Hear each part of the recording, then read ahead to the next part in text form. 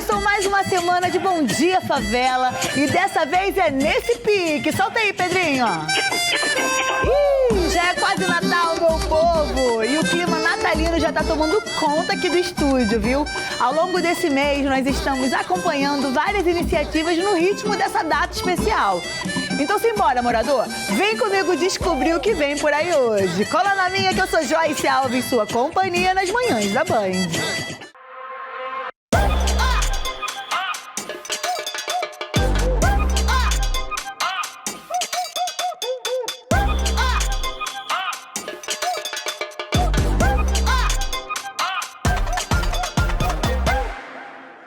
Isso nessa segunda-feira você vai assistir uma reportagem na exposição Sonhos, História, Ciência e Utopia. Uma entrevista com o escritor Luiz Rufino e muito mais. Acorda, gente, vem assistir histórias aqui. Educação é um fenômeno, né? Um acontecimento que ele só é possível na relação, no diálogo. E dá uma olhada na exposição irada que está rolando no Museu da Manhã. Sonhos, História, Ciência e Utopia. Te convida a pensar no potencial transformador do ato de sonhar e seus desafios do mundo moderno. Confere aí que exposição incrível!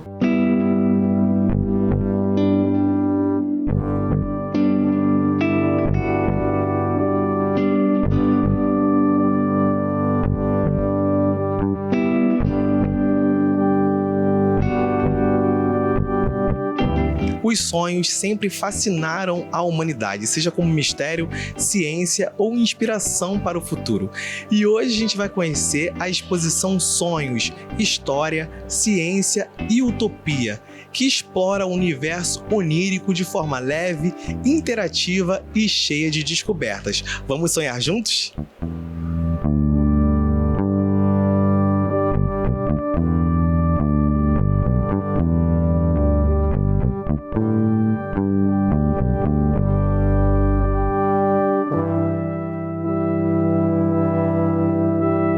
Pensar no seu futuro tira seu sono? Sim. Vambora. Tô aqui pensando no futuro, maluquinho. Bora, gente. Sonhos, a gente brinca que hoje a gente começa os 10. 9 mais 1. A gente já tá entrando nos próximos anos do museu. É importante pra gente fazer uma pequena introdução que o museu esse ano ele retoma as exposições autorais. E a gente retoma justamente com a exposição Sonhos. A gente convida o Siddhartha Ribeiro, que é uma pessoa excelente, que foi super forte, bonito, intenso trabalhar com ele, junto com a equipe de exposições do museu. Foi uma equipe guerreira que fez esse sonho acontecer hoje, no aniversário de 9 anos do Museu da Manhã. Então, pra gente é uma alegria muito grande. A gente também é um ano em que a gente retoma um curador do museu, que é o Fábio Scarano. Então, fazer a exposição Sonhos com o Siddhartha Ribeiro, como uma nova exposição autoral do Museu da Manhã, pra gente é uma honra imensa. A primeira coisa é se a gente tá dormindo bem. Essa é a primeira questão, porque pra gente sonhar, a gente precisa poder dormir. O que faz hoje a gente não dormir são vários fatores sociais, políticos, econômicos, que impedem a nossa capacidade de sonhar. Então, a primeira coisa é a gente pensar o que faz a gente hoje dormir bem ou não. Então, a exposição está dividida em 3 partes. Quando a gente fala História, Ciência e Utopia, a história diz respeito a nos reconhecermos como descendentes de sonhadores. São vários os povos que usam os sonhos como uma capacidade de antecipação e de, inclusive, escolhas, né? De fazer decisões a partir dos sonhos. E sonhos coletivos, e não só sonhos que dizem respeito a nós mesmos. Nós aqui fomos nos distanciando dessa capacidade de sonhar.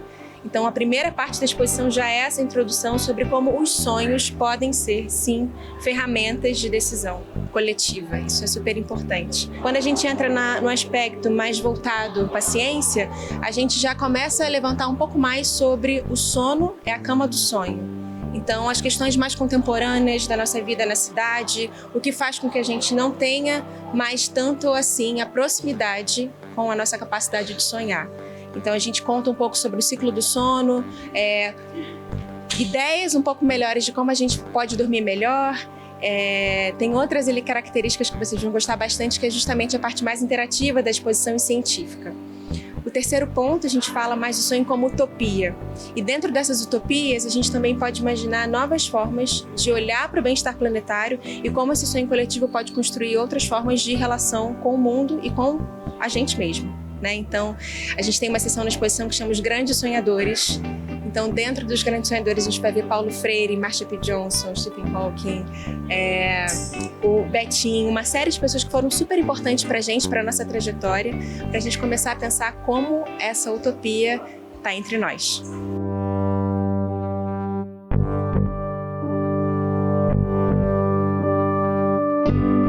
Qual a importância de trazer temas como o sono e os sonhos para o ambiente cultural? Qual o impacto que vocês esperam gerar no público?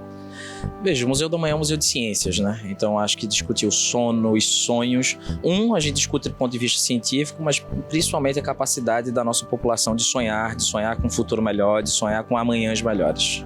E falando oniricamente, o que é sonhar para você? Uau, sonhar para mim é revolucionário.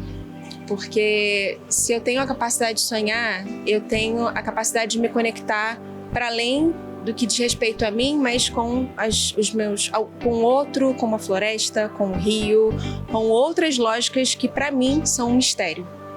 E aí eu acho que tem um outro ponto que a gente também está investindo no Museu da Manhã, né? Nesse sentido, quando a gente olha para essa exposição de sonhos, é também conectar com o nosso eixo curatorial do museu, que são as inteligências. Quando a gente fala de inteligências, a gente está falando não só de uma inteligência humana, mas também as não humanas e as mais que humanas. Quando a gente aprende sobre um curso do rio que é inteligente, para que a gente não tenha um assoreamento da Baía, por exemplo, como as grandes empresas fazem para que essa curva do rio não aconteça de uma forma orgânica, a gente está interrompendo uma inteligência da natureza. Isso é só um exemplo de como a gente vai se deslocando dessa capacidade da inteligência e da capacidade de criar outras formas de fazer o planeta acontecer. Então, o sonho também é uma capacidade de se conectar com isso que a gente se distanciou totalmente, que é a natureza. Então, para mim, o sonhar é revolucionário.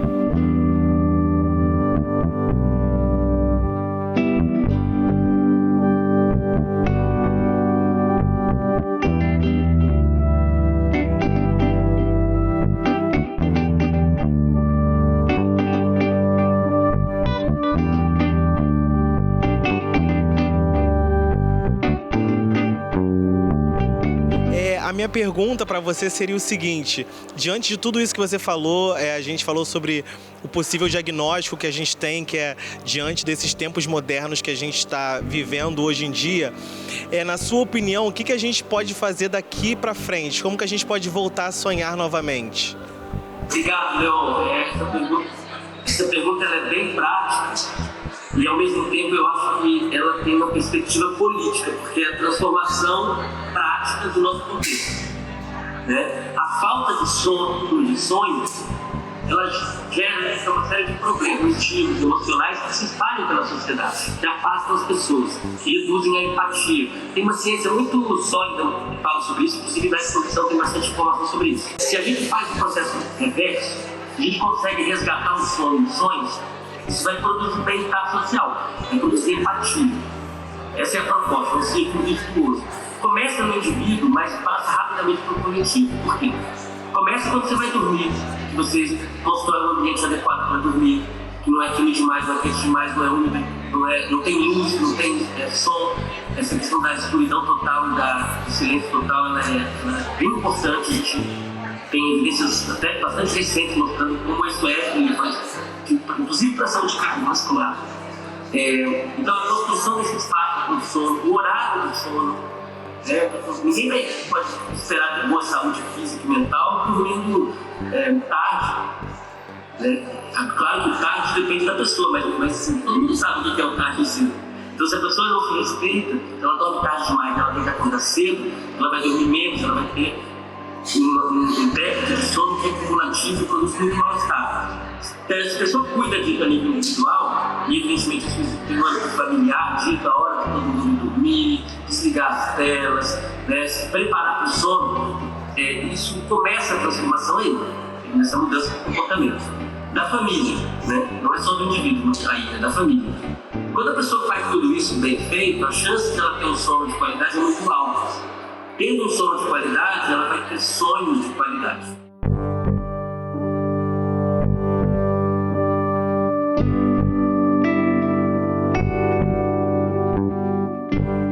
Parabéns a toda a equipe por essa exposição linda, viu? E saindo lá do Museu da Manhã, bora pra Maré. Recentemente, a Redes da Maré realizou a Feira dos Direitos Humanos. O evento reuniu especialistas do assunto para abordar esse tema. Confere aí o que rolou por lá.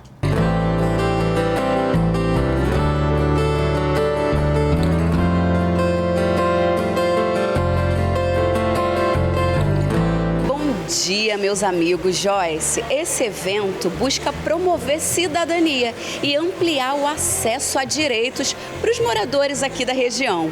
Se liga aí.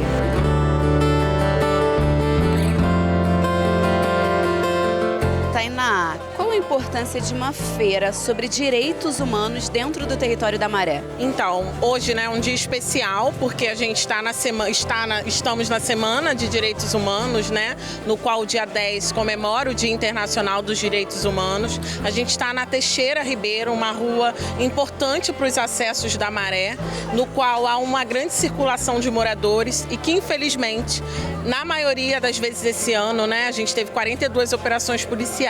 Então, demarcar uma feira de direitos humanos num local que a gente teve, por exemplo, numa quinta-feira de carnaval, um homicídio com indícios de execução na porta da Brasil, é fundamental, porque a gente está dizendo que tem direitos, que tem acesso, E é uma feira que a gente não está só fornecendo, proporcionando serviços à população, mas a gente está com uma grande conexão entre parceiros, Parceiros da Rede da Maré, parceiros da própria Maré, no sentido de profissionais de várias instituições que estão aqui hoje presentes, Ofertando serviço, dialogando com a população, trocando, Então a ideia nossa é que ano que vem a gente consiga ter uma grande feira, grande mesmo, tipo essas do Rio Centro, no qual a gente conecte ainda mais instituições no âmbito dos direitos humanos do nosso estado e da nossa cidade. Eliana, como iniciativas como essa conectam a população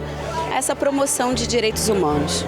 Então, essa Feira de Direitos Humanos é uma feira que a gente faz todo ano, justamente no mês dos direitos humanos, aproveitando que é um momento em que as pessoas de alguma maneira entram em contato com essa agenda dos direitos humanos. A gente faz aqui dentro do Conjunto de Favelas da Maré, normalmente na rua, normalmente nos prédios, articulando as instituições locais que nós temos aqui, mas também os serviços públicos de acesso à justiça.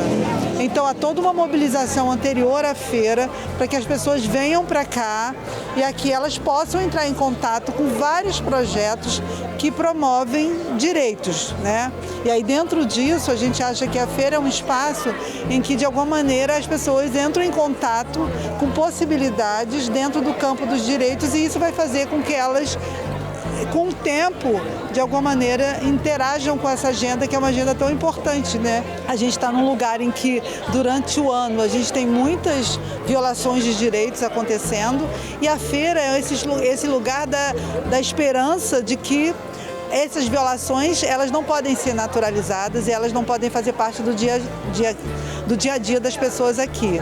Então, é um momento de conectar o morador que está aqui comum, que sofre a violência, a violação, e de alguma maneira a gente tentar contribuir com a diminuição desse processo com acesso à justiça. Então tem um plantão, por exemplo, aqui de defensores públicos atendendo uma população que a gente já mobilizou antes.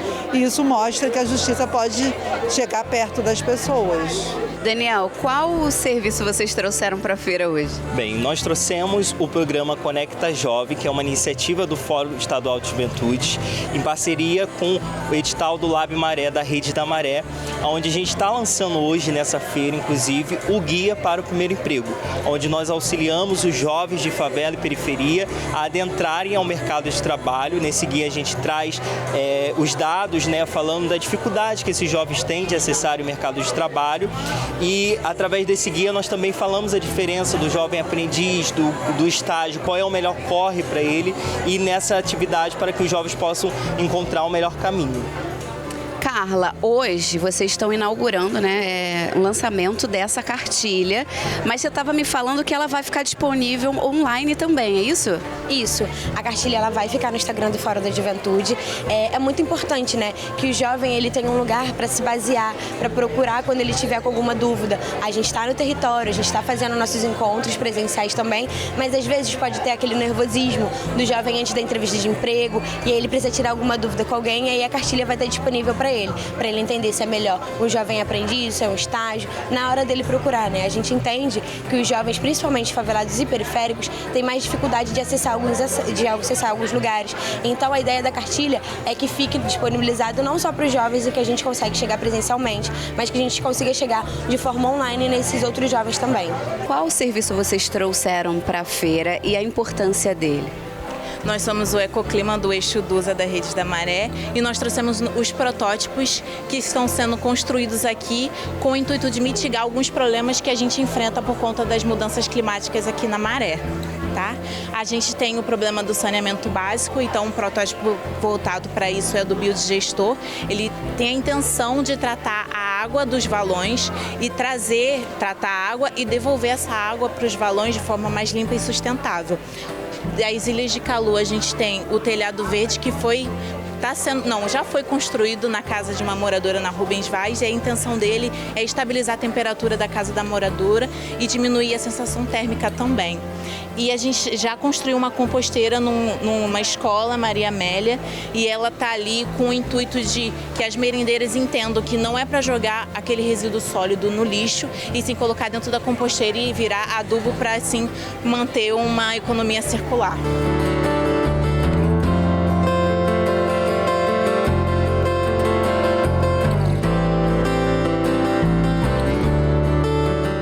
A Maré sempre entregando, viu? Um beijão pra todos vocês. Parabéns, Redes da Maré, pela iniciativa. Beijo pra vocês. E agora sim, eu vou pro comercial rapidinho e já eu tô de volta.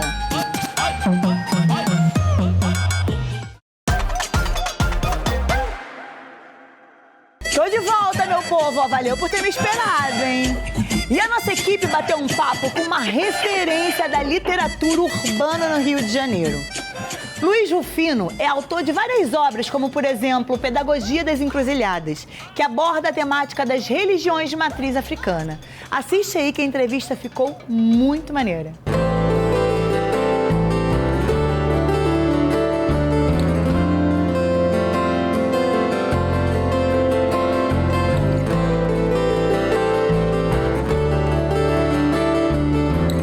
Os subúrbios em gerais, seja no Rio, em São Paulo, eles são muito praticados, né, ocupados por pessoas que se retiraram, né? Então, ser filho de nordestino, nascido no Rio de Janeiro, é logo também ser descendente de pessoas que, por algum motivo, mas talvez não só por um desejo espontâneo, saíram dos seus lugares de origem, das suas terras de origem. E essas pessoas chegam com malas de conhecimento, com malas de memórias, de aprendizagens dos seus territórios, e isso, de uma certa forma, é praticado de maneira muito sensível, muito sutil, nas histórias, nesses elos que não podem ser perdidos, e também, em certa medida, num sentido de estar próximo daquilo que ficou para trás, né? Ser filho de nordestino no Rio de Janeiro é algo que é marcado principalmente por uma memória desterritorializada, mas também por um desejo de retorno que seja mesmo que na poesia, na beleza, nas imagens, naquilo que de uma certa forma está presente no próprio corpo dessas pessoas. Tem uma coisa que é importante a gente pensar em relação aos subúrbios e periferias, de uma forma geral, que é o quão eles também são assediados por uma ideia fetichista né? Então, é necessário a gente pensar a dimensão de vínculo, de pertencimento, de localização comunitária, de organização política nesses vários espaços, tempos aí. Então, o subúrbio do Rio de Janeiro, ele vou aqui reivindicar uma máxima popular, ele é um celeiro de bamba, mas ele é um celeiro de bamba porque ele está demandando uma necessidade de inventariar a vida num contexto onde viver é muito difícil, né? Então a gente está falando de uma galera que batalha, disputa a vida como batalha, mas disputa de forma muito intensa também no que tange as possibilidades de beleza. Isso é uma coisa que eu sempre tenho como referência, seja a partir dos quintais, dos terreiros, das escolas de samba, das comunidades em geral, que você dá batalha de várias formas. As batalhas não precisam ser feias, elas podem estar carregadas de um desejo, de uma vontade, de uma disponibilidade festiva, alegre, brincante, solidária, até mesmo de uma ideia de partilha comum. Eu acho que esse é um ponto forte para a gente pensar essa identidade quase que espiritual do ser suburbano. Eu acho que, na verdade, a ideia de pensar pedagogias outras, né?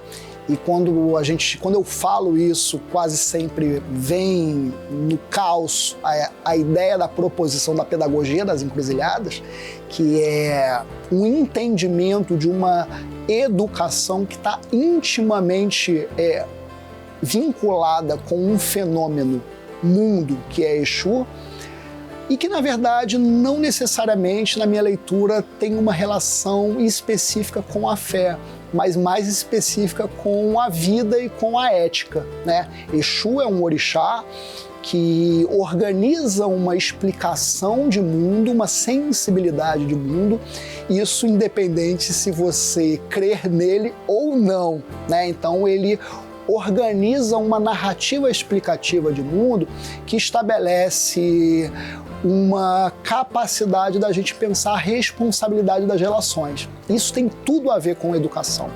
Educação é um fenômeno, né, um acontecimento que ele só é possível na relação, no diálogo. E ele, uma vez que é um fenômeno do diálogo, ele logo nos coloca numa condição permanente de nos responsabilizarmos com a nossa presença, com a nossa atitude, com as nossas formas de ser no mundo. O meu processo de formação como doutor em educação, ela foi marcada exatamente pela uma busca por perseguir a defesa de que a colonização no Brasil ela não se tornou vencedora, né? E o que eu estou querendo chamar a atenção disso? Eu não estou falando que a gente está aqui romantizando o contínuo de terror e de violência colonial na realidade brasileira. Mas me interessa muito pensar que inúmeras práticas de saber, né, presentes no cotidiano, se elas acontecem é porque, primeiramente, a colonização não se encerrou e, em um segundo ponto, há uma espécie de revide, né? Uma espécie de esquiva e ocupação no vazio. Então a minha principal tese é que Exu, enquanto um saber praticado no cotidiano, ele marca uma não redenção do colonialismo. Não à toa há frentes políticas que são muito contrárias a Exu ao ponto de buscar interditá-lo, né? O apreende e o fixa num lugar de não possibilidade. Então, de uma certa forma, esse projeto de doutorado, ele persegue isso, ele também se desdobra na continuidade num estágio pós-doutoral que tenta, de uma certa forma, ver outros desdobramentos do estudo e, de uma certa forma, ele alimentou e alimenta muito tudo que eu tenho escrito, tenho feito. Obviamente que tem um outro dado.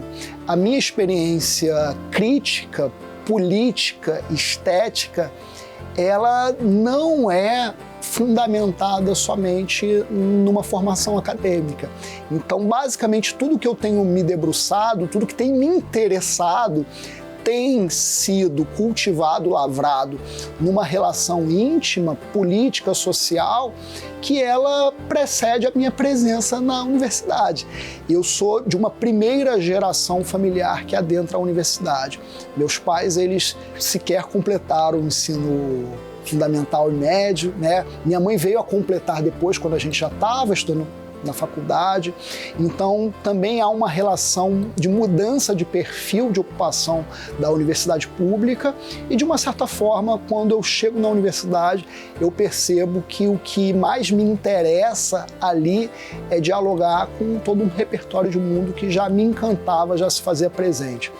Ou seja, o que eu estou querendo dizer? Que me alimenta profundamente em tudo que eu faço hoje é entender que a rua, a esquina, a roda, o quintal, o terreiro, a brincadeira, a criança e o velho, eles são produtores de teoria sobre o mundo. E teoria política, teoria social, teoria do conhecimento. Então, quando eu, de uma certa forma, me coloco numa interlocução com eles, é também para pensar outras maneiras, né, de libertação e de desautorização dos cânones que tanto, às vezes, desperdiçam uma experiência tão diversa.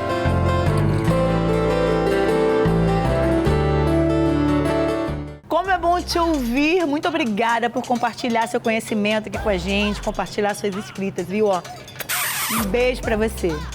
E nosso programa dessa segunda, gente, tá chegando ao fim, mas amanhã eu tô de volta aqui na tela da Band às 8h15 da manhã. Ó, te espero, hein? Amanhã, hein? Beleza? Então um abraço apertado e ó, beijo!